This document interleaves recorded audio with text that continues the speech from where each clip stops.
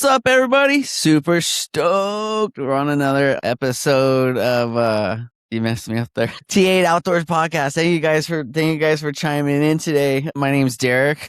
It's T8 Outdoors Podcast. And if you guys could do me a massive favor, if you're watching this on YouTube, if you could hit the like, subscribe button and leave a comment. By doing that, you're gonna get this podcast out into the algorithm more, and then more people with disabilities are going to be able to hear the wisdom, knowledge, and understanding that are going to be provided on this podcast, and ones in the past and ones in the future. So if you guys could just do that, it's simple. Don't be a turd.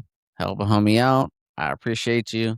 But on the other line, I got a good friend, Jesi. How did I say your last name? Stracham? Yeah, Stracham. I did it. Woo, like a strawberry drink from him. You got that. Dang. Jesi Stracham, she's a absolute stud. Super stoked to have her on. She embodies everything that I'm trying to promote on this page. So, Jesi, thanks for coming on. If you just tell everyone who you are, all the above. You've done plenty of these, so stoked to hear from you. Yo, Derek, thank you so much for sharing your platform with me, too. Stoked to be here.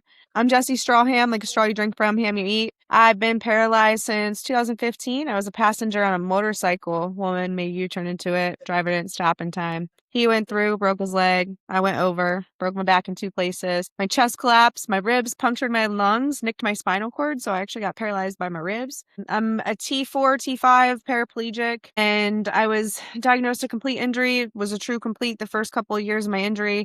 And about 3 years in, I started regaining some stuff. And then about 9 years in, I regained a lot of sensation and whatnot. I'm like, walking would be cool and all, but the way these legs are built these days, I don't know if that would be as cool as I think it could be. Everyone's like, all the studies and things that are out there, just to dive right into it. I'm in a clinical trial. So they put a neuroscaffold in my spinal cord to reconnect the disconnect when they did my back surgery. And I never met any of the markers. Like there's 17 people in all enrolled, or I'm sorry, 19. 2 passed away from trauma and whatnot. And then 7 of those 17 went from complete to incomplete in the first 30 days.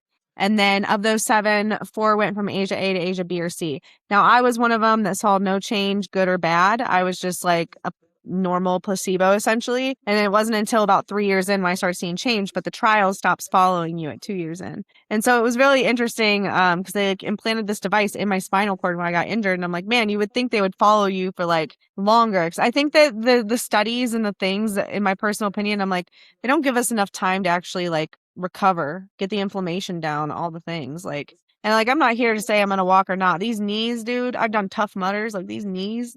I did Tough Mudders from a wheelchair. Look, you know how the legs just be flippy floppy, and I'm telling you, at one point the upper leg and the bottom leg, the ACL's gone. It has to be. I just don't feel it. Because I'm the way my knees hurt now that I have sensation, I'm these knees blown out. There ain't no way these knees walking anywhere. Amputate me, get me some prosthetics, maybe they'll work. I don't know. No, I feel you. Yeah, there's been a couple times in the past. I got hurt in 2009, and since 2009, there's been several times where I'm like, my knee should not have gone that far. That's not good. It tingles. It doesn't hurt because I can't feel it, but it tingles, and I know it's not good. So yeah, full on. Yeah, all the LCL, MCL, ACL, all the L's. There's no more L's in the alphabet. Smokes. That's the thing. I'm like, oh man, that's not a natural position. I don't think my leg should be looking like that. No, right? Yeah, that's hilarious. So, Jesi, yeah, it's just like I said, super stoked to have you on. What's up? I said I just went right into it. I was like, let's go. No holds bar. I'm all about it. Yeah, no. So you're an author now, dude. Can't wait to get my hands on your book. Give it a good read. Can you tell all the 5 people who are going to be listening to this what your book's about? I'm super stoked. I'm super stoked to get my hands on it. Don't sell the pod short like that. No. Listen, cool because I'm involved now. Yeah, no, it's just a little side joke I got with a buddy that we all have to throw out there all the time. But yeah, no, if you could tell everybody, what your book's about, and yeah, super stoked on it. My book's called Power in the Role, and it's a memoir of my life. I was a hot mess express before I got paralyzed. I had a sex addiction from a young age. And I talk about being a woman that's had multiple partners, which is not something that a lot of people are comfortable even hearing, right? Like it's so taboo. I dive into that addiction, my drinking habits, all the above that led me to getting paralyzed, and how getting paralyzed was the best thing that ever happened to me. And I turned it into that by perspective. And I know you get it, going out and just continuing to live life and doing the things. It's just a really raw account of life with a lot of personal development in it. And I do a lot of reflecting on decisions I could have done differently, but what I learned from them as well, because we obviously can't take things back. And I think a lot of times we don't reflect. And so one of the biggest things I hope to do is just inspire people to reflect on the choices they've made and just be raw and real with yourself. Like, yo, I did that. But that doesn't define me. I think so often, like we do things and then we let that define us for the rest of our life. And it's like, yeah, I did that, but that doesn't define me. And for so long, like we let our hobbies define us, right? Like think of athletes, like, oh, I'm an athlete. I do X, Y, and Z sport. When I raced off road, I'm like, I'm an off road racer. This is what I do. And it's like, well, wait a minute. There's so much more to you as a human. Like, and when I got disabled, it became, hey, I'm Jesi. I use a wheelchair, the girl in the wheelchair. Like, that's how I would remind people who I am. And I'm like, okay, but there's so much more to me than just being the girl in a wheelchair. And when I let that go, it unlocks something so much deeper. And I really dive into that in my book, which is where now I have people in my life that don't even see the wheelchair. Like we'll be getting in the car and they're like, why aren't you like shutting your door? And I'm like, you gotta get the chair, put it in the back. You know what I mean? Like help us this out. And then it's like, oh crap, I forgot you use a chair. Like it's so funny. And I think that's a really empowering place to be as an individual that uses a chair full time, is like just being like, I'm not this. 100%. Something you said right in the very beginning of that like when people ask me about how do I feel about my injury, and I look them in the eye, honestly, it saved my life, dude. Like it's probably the best and worst thing to possibly ever happen to me, and it's like, and people are like, "What? Like, I don't get it," And I tell them the story, and I just tell them how, like, before I go. So I got hurt traveling the world snowboarding. I was jumping from hemisphere to hemisphere, ski resort, and just partying hard. Like just being a stupid teenager. Going from 18 to 20, 21, just traveling all over the world. And I didn't necessarily probably wouldn't have died, but who knows where life would have ended up. But all I know is like I'm stoked where I'm at right now, mentally, physically, all that stuff, dude. So I don't know. Would you say it would you go along that same route? Like, it saved your life, like best Oh, and worst 100%. thing, or what? Yeah, I mean, like I said, I talk very openly about the mistakes I made in my book, and like there was a point I was snorting pain pills off of toilet, like the back of toilets, and going to work that way, and like still functioning day to day, driving cars, doing that. And I was 22 when I got hurt, and so who's to say, by the time I'm 30, living that reckless life, like if we don't pull ourselves out of it and actually mature, who's to say if we would have made it to see that? You know what I mean? And so I think I'm right there with you, where I feel so grateful because the person I am today, because of this injury is humbling. And it can be something to empower you if you let it. Cause like, I know you could probably relate to this too, where when you do something that's really hard, like my favorite thing to do is go hike regular trails in my chair in the mountains. I live in North Carolina. And so I love to go to the Smokies and just go like hike in my chair on a non-disabled trail with rocks where I have to like get out of the chair and pull it down. And I haven't done it in a couple of years, but like the best thing is when you finish that, how empowered you feel. There's nothing like it. And I know for a fact when I was non-disabled, I never had that feeling of being like, hell yeah, I can conquer anything because I conquered this. No, one freaking A, dude, 100%. Hit it right on the button, and it's the small achievements too, and like the small ones, they add up and add up. Like, I was telling someone the other day, you never like really know how good you have it until you don't have it anymore. Like just the other day, so I tore my bicep tendon working out and not being able to push and work out as hard as I went. And like I'm 5 months into this injury, just rehabbing. I had to get an operation on it, but it's like you never know how good you have it until you don't have it. And like you said, it's like, I know I'm kind of going off on a tangent here, but here, like when you're hiking up on your hills and you're doing stuff that people will be like, you're not supposed to be doing that, like, and then you accomplish it anyway. Like, how good, dude. It's so empowering and it feels so good. And then I got a lot of friends, they go, dude, you do more than my able-bodied friends do. Like, I know so many people who are just turds and like look at you like, man, I just want to live life. You know what I mean? You only have one of them. You only get one of these things, and you gotta make the most of it. If you don't, you're just a passenger, and you're just gonna just slowly whittle away. But like, no, like I'm here to like leave a massive footprint or a wheel print on this world while I'm here. I just want to change people's perspectives, because it took me getting disabled to realize how cool being alive is, and like how much being alive is like a game. And it's like, okay, if you just are willing to play the game, you can have such a different experience than when you don't participate in the game. And it's like, before I was injured, I had only been exposed to what I've been exposed to be fair as well, right? And it's like, I'd only seen what I'd seen. So when I got injured, I'm like, oh no, what's life going to be like? And then you start to get more exposure, you start to do more. And then you're like, oh, wait, like I'm still the same person. I just use this wheelchair to get around. Like, I don't see me different. The world might see me different, but I'm going to continue to prove them wrong. And I think that's a beautiful thing about our situation, is we get to change society's perception if we choose to. Like the other day, I travel for work. I work for a bowel bladder management company. We do catheters and transanal irrigation for bowel management. And so I go to the rehabs across the country for this. And I'm flying back from one of these rehabs, and I'm sitting next to a pilot. And he's like, oh, we're like, you on a trip? Is it fun? I'm like, yeah, I travel for work. I'm like pretty much on a flight every week. I fly just as much as you guys at this point. And he's like, wait, you work? And I was like, yeah, I do medical device sales. He's like, wait, you work and you do medical device? Like, the dude's mind was just so blown the way that he responded. And I'm like, to me, I'm just like, yeah, like I had to get off disability. I had to go do something. Like I needed income. I didn't want to live in poverty. And I'm like, I'm going to figure this thing out. And so yeah, I work, dude. And it was like, it's just so crazy how society has such a limiting belief on ourselves. But I'm like, man, I had that same belief but you only have that belief until you expose yourself to the things you expose yourself to. And then you're like, oh, wait a minute. I can do so much more. So early on when I was hurt, I had a peer mentor come in my room. I'll never forget. Her name was Megan. She worked full time. She did DME supplies too. Was married, did adaptive sports, all the things. And when she came in and she told me that, and then I joined a Facebook support group, made a post. I said, hey, I'm a T4 paraplegic. What's my life going to look like? And there's like hundreds of comments flooding of people doing all these amazing things. I'm like, okay, so my perspective of what's happened to me is the problem, not what's happened to me. Like, I can figure this out. This isn't a thing. I'm making it into a thing. And I don't say that to say like this isn't hard. Same as you, man. Like, I just came off of a wound from a skin infection. So I got an abscess last May. Also I have a large labral tear in my shoulder too. But refusing to do surgery. I'm like, absolutely.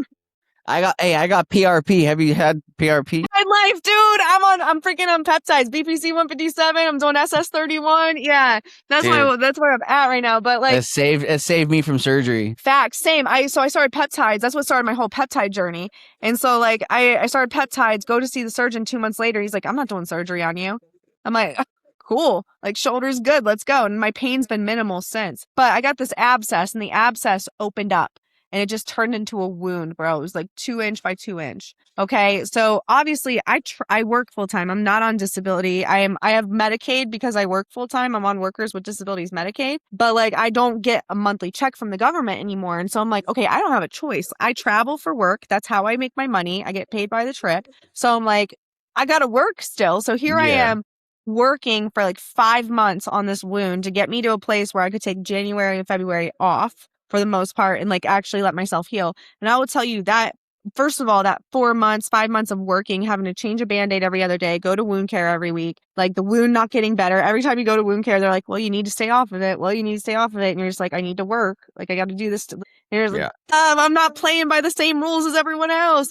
So then I get on bed bound, and then I got the flu, and then I got my first stomach bug since being paralyzed. And so I'm like, holy crap. Like, I've never felt so crippled since being injured, because I've been so unstoppable. And I think there's a few things that we can pull from this, right? Of like, this disability is no joke. It will creep up on you when it creeps up on you. And that is what it is. But also, like, something that's not really talked about is when you hit a decade in a wheelchair, your health, like, I don't know what happens, but this is something I'm seeing across all my friends right now. Your health is like a little bit less than what it like it's fragile. Like that's no joke. All of a sudden it's like, holy crap, what do you mean I have a skin infection? Holy crap, what do you mean I have the flu? Holy crap, what do you mean I have a stomach bug? Like, how do this doesn't happen? And I'm like, I'm not a sickly person. Why all of a sudden am I sick? And I'm like, is it the body deteriorating from sitting as long as it has? Is it just the nature of where I'm at in this stage of life? Because I'm living a different stage of life as well. I have kids in the house now. Like, I'm a bonus mom. Is that the thing? Like, and it's like, is it my disability or is it life? And I think that's the crazy card that we play with our disability as this question of being like, is it the spinal cord injury? Or is it just like something that happens in life? No, you're getting old, dude. We're getting like old. 11 years. It goes by so fast. Dude, as soon as I hit 30 years old, it was like waking up like, oh, damn, where did that 8 come from? Yeah. You're like, oh my God. It also goes to show how important exercising and taking care of your body is. You know, like I'm a gym rat. That's my biggest addiction my biggest addiction is hunting. But besides that, physical fitness, like being in the gym I'm in 4 or 5 times a week, hour and a half at a clip. Just it helps your shoulders, and then you can't just work your shoulders because you got to work your back, and then you do your chest and all that stuff. Like it all works into one. You know what I mean? Because I got super overweight around 2020. I was the heaviest I've ever been. I was around like 5'10". I was around like 220, 225. And the straw that broke the camel's back was I needed help up a curb, and my mom couldn't pop me into a wheelie and get me up the curb. So I was like, dude, you're fat, bro. Like, you're fat. Like, there's no, like, look in the mirror. You're fat, dude. You need to fix yourself, bro. Like, you can't beat around the bush. And like, my mom was like, oh, you look good. I'm like, Mom, stop, dude. Like, you're not helping. You're not helping. It's like I need to be told straight to my face, like held accountable. And then after that, I was like, all right, rock and roll. Exercising 4 or 5 times a week, getting your diet, dude, getting what you eat and what you put in your body is massive. You can't eat enough. Don't starve yourself. Right. No, and if you're working out hard too, you're gonna need to eat more to fuel the machine, and you can't be putting junk food in a Ferrari. You know what I mean? That's not how your body works. That Ferrari, and that's the thing that we don't talk about enough as well. So the whole reason I'm a nutrition coach, I got my certifications on that, and the only reason I did that is in 2020 I lost my independence, so I was getting cortisone shots in my shoulder every single month. I couldn't go for an MRI because everything was shut down non-emergent for COVID. And so here I am, like not able to transfer, having to get these shots in my shoulder. I'm like not even able to work out at this point. I'm struggling to get dressed. I'm like, holy crap, life is getting so hard, all because of this shoulder issue. I hope that I don't need surgery or whatever. And so a couple months go by and someone's like, sounds like you're just not eating enough protein. Have you ever thought about tracking your nutrition? And I was like, well, no, I never correlated the two. So I started actually tracking my nutrition, making sure I ate enough and enough protein specifically, and drinking enough water, getting enough sleep, all the pillars. And within 6 months, my shoulders stopped hurting as bad and my pain wasn't as bad. And then I was able to actually lift more weight. And the other thing, which I think you probably noticed right after you had surgery, is not working out, your shoulders hurt worse. Your body hurts worse. Like you've got to move your body, and like you don't even have to go 5 days a week. Like if you get in 3 to 4 solid sessions a week. Like I'm talking following a program. You can download the Wheel With Me Adapt Fit app. It's available in your app store. There's full programming built for you as a wheelchair user by personal trainers that are wheelchair users. I also have a community program and one-on-one coaching if that's something that you need. Like, let's get you right. For real. Like, you've got to make sure you eat enough. Prioritize protein. If you want just the basics, I'll drop you a link. I did a whole blog on this last year because when I moved in with my man, I got that happy weight going for a second. I gained 20 and I lost that 20 pounds last summer. And that was with the torn shoulder. That was with the skin infection, everything going on. But it was all through nutrition, sleep, water, and just prioritizing a program and movement. And just doing those things truly allowed me to lose weight. And it's not about getting abs or looking good and losing weight. It's about your independence. It's about the longevity of your independence. I think we're so focused on aesthetics and my parabelly, man. I'm a T4 paraplegic. I'm going to have a belly regardless. I don't have strong core muscles. They're there. They're just not that strong. Okay. And so I just got to accept the fact that when I look down, there's going to be a little pooch there. And that's what it is. But I go to the gym so I can transfer and I can do a floor transfer again. I can get myself up into my car, get my chair into my car, no problem. I get on the toilet, no problem. Shower, no problem. Like, it's not about looking good. That's just a byproduct of working on your independence through going to the gym.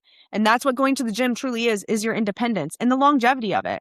Like, do you want to be 60 years old, 70 years old and have to rely on people to transfer you and take care of you? Or do you want to work on your independence now, keep your strength going now through fitness and nutrition, and actually support your ability to be independent into your 60s and 70s? Because this is a lifelong sentence. Like, even if they come out with a little brain chip situation, like I said in the beginning of this, our knees are so messed up. There's definitely, even if they come out with something, our body probably won't be able to actually function. And that's the reality. We're seated, and you're like, when you've been seated for 10 plus years, your bone density naturally declines.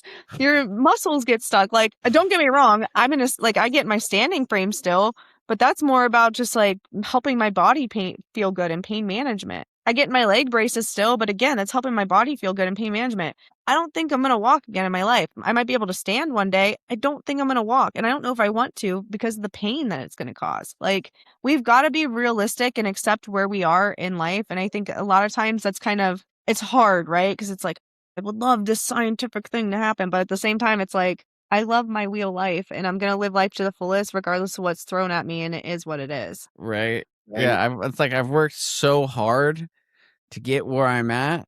And it's like, do I really want to throw it away and start all over? And it's like people are like, oh, like, you never know, like you said, like, oh, like there's a brain chip, and I'm like, first of all, the only voice I want in my head is my voice. I don't want some computer chip like trying to program me, tell me what the hell I'm trying to do. But no, yeah, that's 100%, and I'm the same way. Like, don't get me wrong. Like, if I could flip a switch and go back to previous life, pre-injury, sick, dude. And then with the mindset I have now and an able body, dude, I'd be pumped. I'd be living a killer life. But it is what it is. And honestly, it's like, I hate to say this, but I'm gonna say it. And it's like, with big pharma, it's like, are they really gonna heal spinal cord patients? Like, a patient cured is a customer lost, and they're making probably 100K off me a year. It's like, you do that for 50, 80 million wheelchair users. That's a lot of money, bro. And I don't know. Anyway, so can you go into how you started your business with like the hyperbaric chambers and all that stuff? Like, what got you? I don't know. There's so much about you to talk about. Like, you're So I living, haven't living a rad life, girl. I'm psyched on you. So keep it up. Dude, I appreciate that, Derek. Thank you. Especially coming from like an elder paraplegic too. Like, you've been in the game a Ouch. little longer. Yeah, I Ouch. You just threw elder out there. not like that. Dude. You've just been in the game longer. You have literally 5 more years or 6 more years of being paralyzed than I have. Like, that's a whole different experience. You came in the game when we just were able to start getting more than 4 catheters a month and having to boil and reuse. Like, that's a whole crazy situation to even think Dude, the about, right? boil. Yeah, I remember the boil and reuse time. Still soak your Yeah. shit in bleach. And all right. Anyway. Yeah, I digress. Okay, so the wellness facility, and I'm gonna backtrack a little bit to like kind of set the scene. So in 2022, early 2022, my dad got COVID. Was in the hospital. He was in there for like 3 weeks. He has diabetes, and so his numbers they couldn't get right. They were talking about venting him. And my mom, at the time, I was renting the basement from my parents because my parents' house, when I got paralyzed, I had lived there. But the whole basement was set up for a wheelchair user. It had a roll-in shower, bars beside the toilet, wide doorways. All we had to do was put a ramp and a lift in when I got injured. And so I was like, all right, I'm going to stay here, rented the basement from my parents. Well, my mom and I were like, can we afford the mortgage if something happens to dad? Like, having a real conversation. Because, at that time, anytime someone got vented, they weren't coming off of it. Right. And so we were like, what do we do? And I'm like, well, we can't afford it on my disability payment. So I obviously, like, I need to go back to work. And so 7 years into my injury, I decided to go back to work. I was an orthodontic assistant before I got injured. So the person that plays with teeth and braces and makes them straight, I did that. And I went back to work full time and managed a clinic. And I hated being in that setting, but I loved the financial freedom. And so I did the Ticket to Work program, 9 months, where you still get your disability and you are able to make as much money as you can. So I worked as many hours as possible and I saved my disability checks. So I was able to save a little chunk of money that I was originally going to use to put down on a house. Now, fast forward, I broke my spinal fusion in half, had to get surgery, quit the dental office, got my current job that I have with WellSpect. And this guy who I currently live with reached out to me on Instagram and is like, hey, you're a local influencer. We're opening this wellness facility in North Carolina. Would love for you to come in. And I was like, oh my gosh, I'd love to cold plunge. I was doing Tough Mudders, all the things. I'm like, let me check it out. And I go in there and the vibe and the energy there was just unreal. I was like, man, I really want to be involved with what you guys are doing. You have all the therapies I personally love to use. I use sauna, I use red light, PEMF, cold plunge. I was doing all of that separately at separate locations at the time. And this was all under one roof. I'm like, I love what you guys are doing. Like, let me know how to be involved. Well, I build systems for businesses, like as far as like client retention, client acquisition, how to put your clients in, scheduling, social media marketing. Like I do build all these systems essentially for businesses. I was like, yeah, I could build you guys full systems and like get you guys organized and whatnot. Cause it was just these two dudes and this dude's wife that started it. And they're like, yeah, well, you could buy in for it. And I was like, what? And they told me how much, and it was how much I had saved for a house when I went back to work. And so I was like, I prayed on it. I was like, man, God, you like have the exact amount I need in this bank account right now, literally. And so I just took a risk and I did it and I bought into it and I became business partner with these two dudes.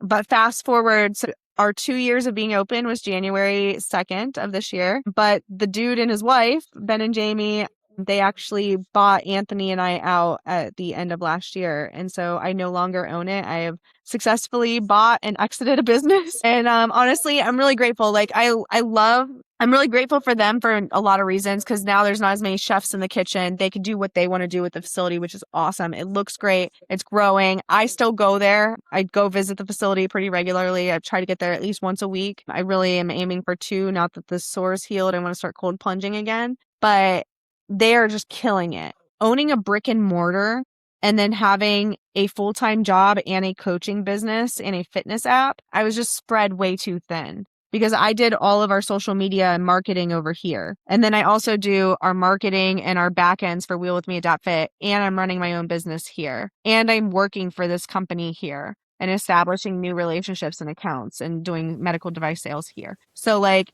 you can see how thin I was spread, and the fact I'm traveling, I'm always out of town. I couldn't give that business the attention I could.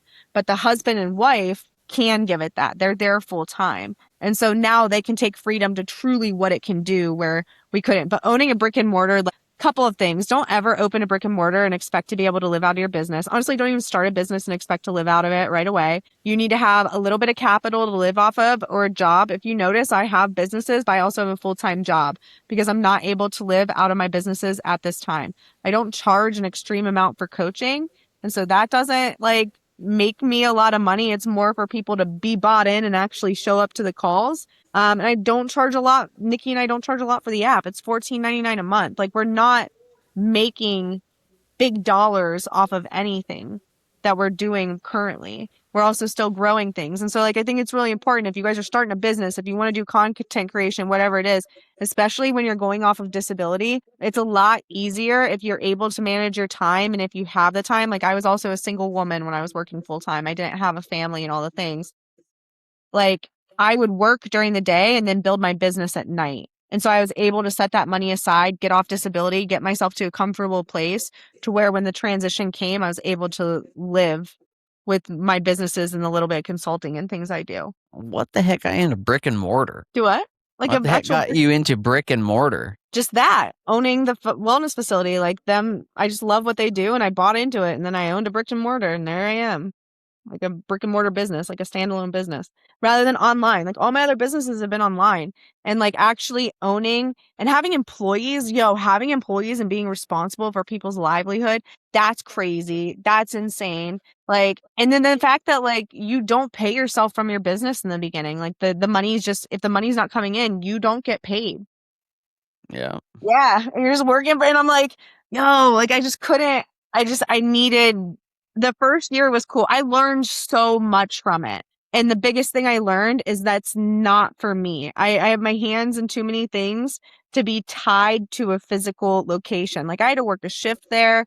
I had a regular schedule. And then if a plunge went down, which I have so much video I still have to upload, like when a plunge went down and I had to clean the plunge and unhook it, and I'm like wrestling this plunge that's literally 4 times the size I am. And I'm like, Dad, that's a time that I felt like a badass. I'm not going to lie. I was like, heck yeah, I'm a badass because I can do this. I love it. I love it. It cracks me up about you, like looking at your Instagram and kind of dipping into your past life.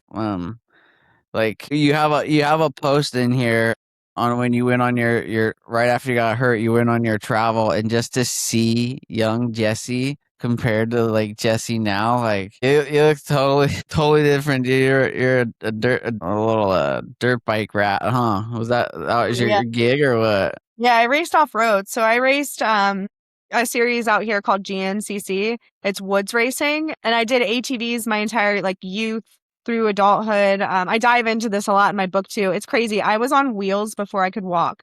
Like I had a pedal car that I couldn't use, but my dad sat me in before I could walk. So I'm like, I was destined to always be on wheels. But I raced off road growing up. I drag raced 4-wheelers before I raced off road, like these big built 4-wheelers at like 10, 11 years old. I'm looking at And it right then now. I know it's so sick. And then I went from that to racing off road.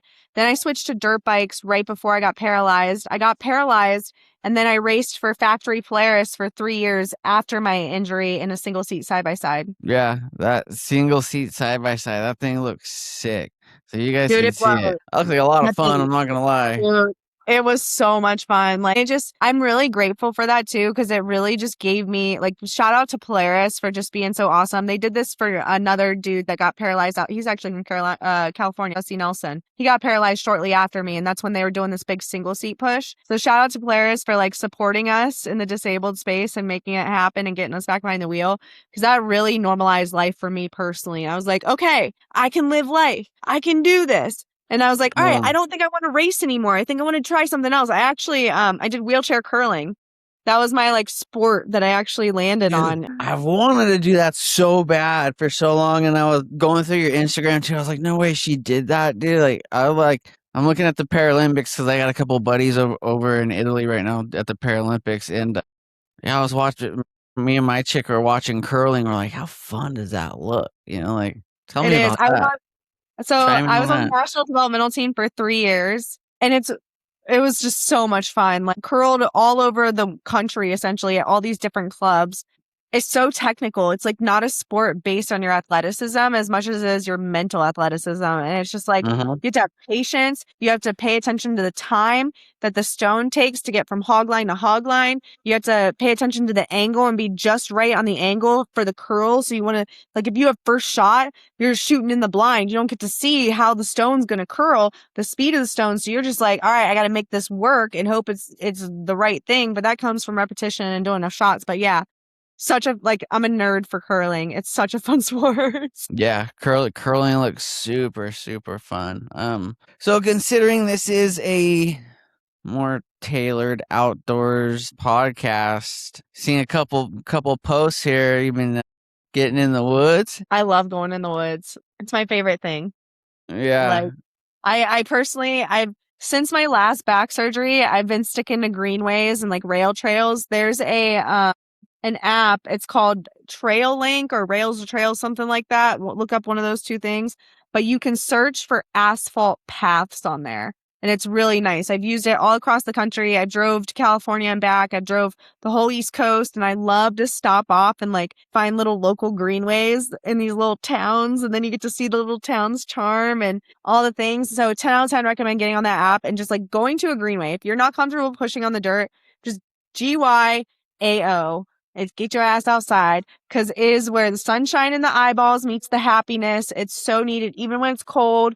Like it's cold and windy today. I make it a point. I have a husky. I got to get her out. She's a senior husky these days, but like I make it a point to get her out and get her walking just because we both thrive so much in nature. It's so good for your soul. It's amazing. No, that's I preach that. I preach that all the time on this podcast that like cuz I know there's a lot of people out there who are, still in their heads and their injury, and you could be super fresh in your injury, but you stay inside, you stay in your room, blinds closed, blacked out, the depression, the anxiety, the anger, it's real. I went through it. Every one of us goes through it, but it's like just getting outdoors. It's so liberating. It is so liberating. Like I said, like I tore my bicep tendon, and I've been really, really on the like taking it super slow recently because I just like re-hurt it or whatever. But was finally able to get outside this morning, and I live down by the beach, and I was just rolling down by the beach, and you smell the fresh the salt or the salt water, and then you hear the birds and the sunshine, and it's so God is so amazing, the creation He made us, and we're not made to stay inside. We're not made to just work constantly. You're made to go out there and have fun and live life. And just because you're hurt doesn't mean you have to throw in the towel, dude. Stop being a passenger in this life and take the bull by the horns. Put your big adult pants on and freaking get out there and go and handle it. Like I preach a lot because like I try to get people outdoors and go hunting. Like when I first started hunting, I was like, oh, I just want big heads on the wall, and then I was like, wait, now I just want food in the freezer. And now I'm where I'm at in my evolutionary phase of being an outdoorsman is like the goal is to fill the freezer because I want organic, pure bomb meat, but just being outside. I just want to be outside. Sit me in the woods, put me in a tent, and leave me alone for the rest of the day, and I am stoked. Like that's my element. So being outside. Leave the phone at home and just disconnect and connect with nature. That's what I'm saying. Me and the dog. I'm like, I don't want to be bothered. I don't want no one to be able to get a hold of me. I don't want to be able to get a hold of anyone. I just want to be alone in nature. Thank you. Preach it, preach it. So when you early on in your injury, you went on a massive solo road trip across the country. Yeah. Yeah, I've done it 3 times now. What Yeah. like for people who are, let's say, who are self bedridden, who are just dealing with the depression phase and the anxiety phase and the woe is me window of your injury, what can you say? What's your message to those people to get out and just go on an adventure, just solo, just send it, just full send, go for it? I honestly, I think we all had that woe is me phase for a hot minute. And mine was like the first 6 months, 7 months. And I left the house, go to therapy, and I go here or there. I was like racing and whatnot, but I was still just feeling really sorry for myself. I think my washing machine's about to be really loud and obnoxious, and I'm so sorry. You're good. All good. I'm like watching it. I'm like, ah. But the biggest thing was like, at some point, you have to realize that nothing changes if nothing changes. And so if you want to keep feeling sorry for yourself, the next thing you know, you're going to wake up 2, 3 years later and your life has passed you by, and that's time that you can't get back. Time is the only currency that we can't buy more of. We can't recreate it. Once it's gone, it's truly gone. And so we really need to be mindful about how we're spending our time to be sure that it's not in that woe is me. Like at some point you gotta let it go, and you just gotta be like, you know what? It sucks. It's hard. I'm gonna figure it out. And you have to get up, like, or nothing changes. That's truly, that's the tough love. I remember, so I was hurt with the neighbor's nephew, and the neighbor told me at one point, she's like, you need to just get over yourself. It's done. And I was like, I was really mad when she said it because it wasn't her place to say that. But I did think about it. And I'm like, I mean, she is right. Like, I do need to get over myself because it is what it is. I'm not special because I use a wheelchair. I'm not special because this thing happened to me. What makes you special is what you do with it and what you do after it. And so, like, stop being so poor me, woe is me, victim mentality, and just be like, you know what? It is what it is. I'm going to figure out how to live life to the fullest, and go figure out what living life to the fullest looks like for you. I absolutely love that saying. I use it all the time. Nothing changes if nothing changes. If you continue to live the same life, you're going to reap the same product, dude. You know what I mean? You sow crappy seeds, you're going to harvest crappy product, dude. It is what it is.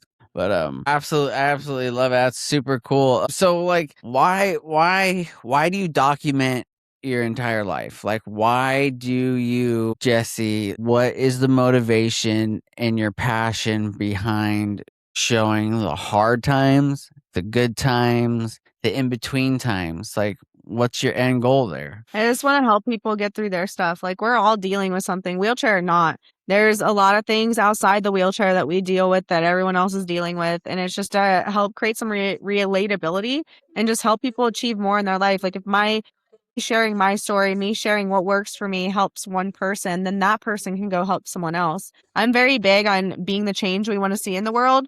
Change genuinely starts with us and the example that we set. And so I live my life a certain way, and I do that so I can inspire others to live theirs a certain way. So we can all, as a collective, make the world a little bit better of a place. Right now, it's pretty fucked. And so I would like to, change that. And it starts really with our actions. And so that's why I share, because like I fell on the floor a year in, 2 years in to my injury. And I had this full meltdown because I was like struggling to get myself up. And I recorded it and put it on YouTube. And it got like 50,000 views the first 3 months. And I was like, man, if people are looking at that negative stuff, what if I put out some positivity? And that's what Right. really started my content creation journey. I was like, okay, let me just try and like be a little light in the world, and I'll share when I'm struggling. Like you never know what you're gonna get. You're gonna get me crying, you're gonna get me laughing. Like you don't know. Most of the time it's laughing. I genuinely am happy most of the time in life.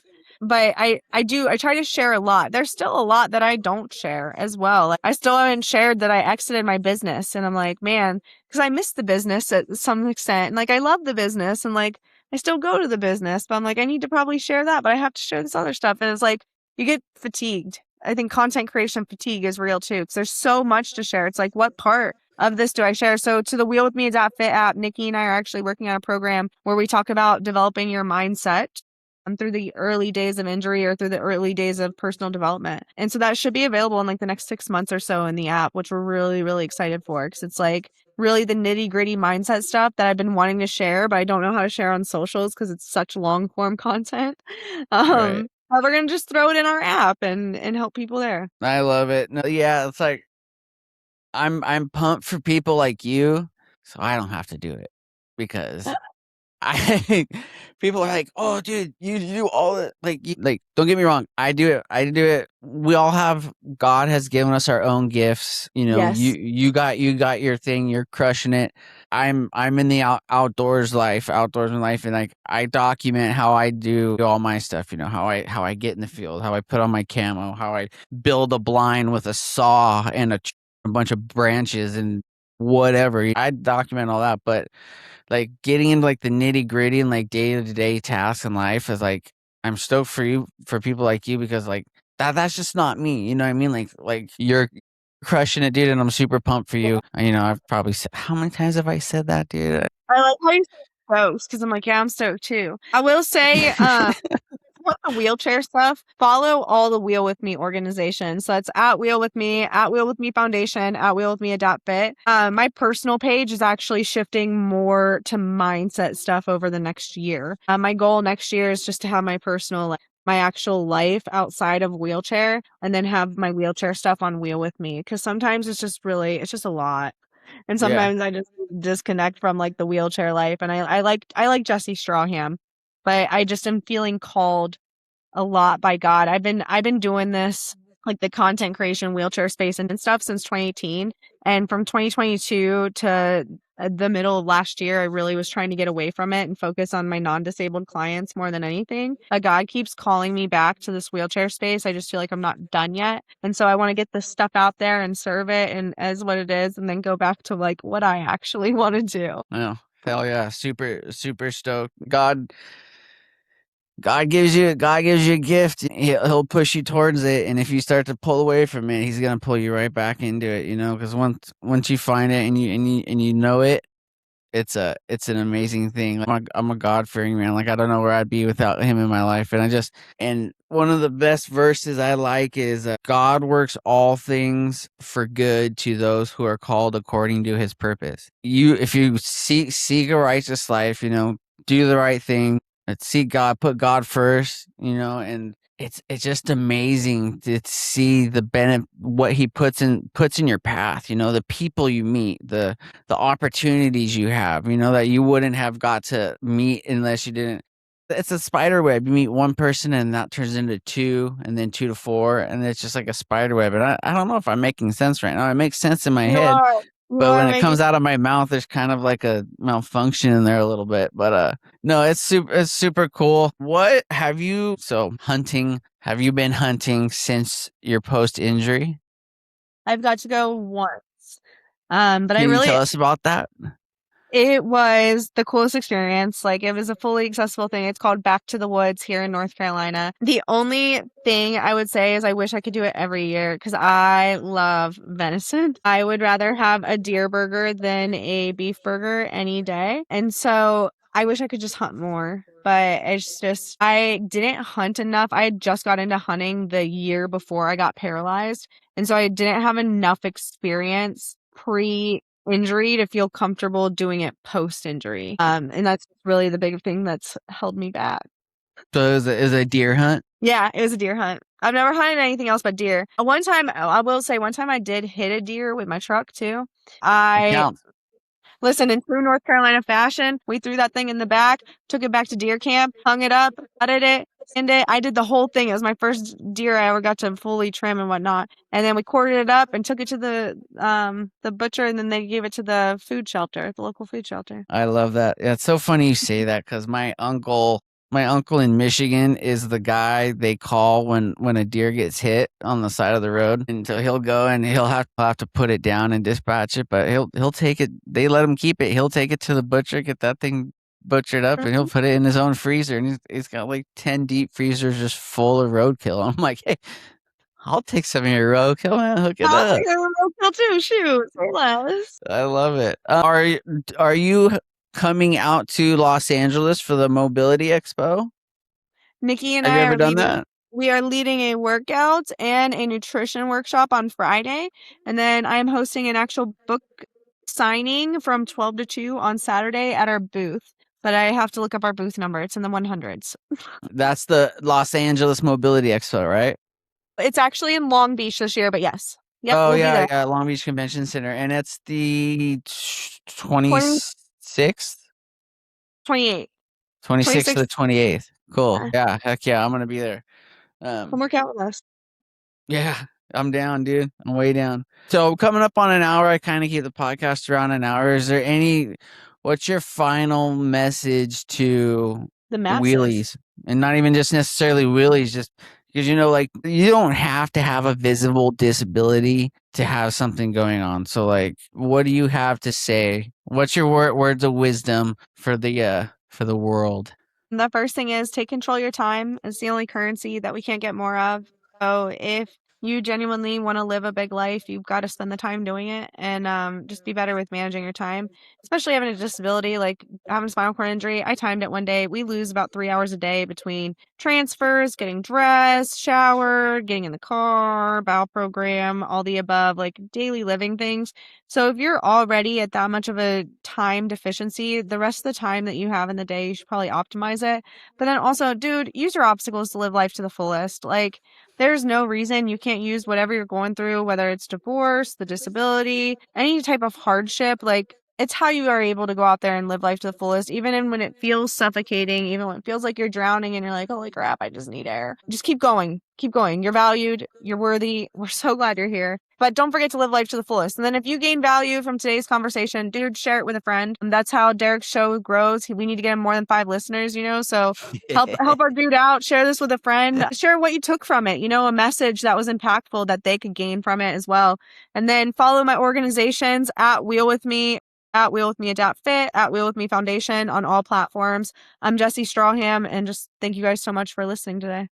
I'm gonna in the description below when I drop this podcast, I'm gonna list all your Wheel With Me's, your Instagrams, all the above. We're gonna that's how we'll get this disabled community to grow and to thrive. If you scratch my back, I'll scratch yours. We got this. But as you guys know, if you listen to this podcast enough, at the end of every podcast, I'm a God-fearing man and I give glory to God and I pray. I pray at the end of every podcast. I bless it. I'm going to pray over Jesi. I'm going to pray over her businesses, everything she's got. I'm going to pray over you if you're listening to this.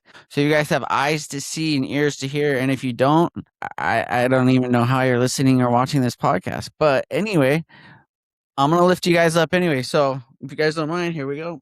Father God, Lord, thank you so much for the blessings you've given us. Thank you for the love and the mercy that you've shown us.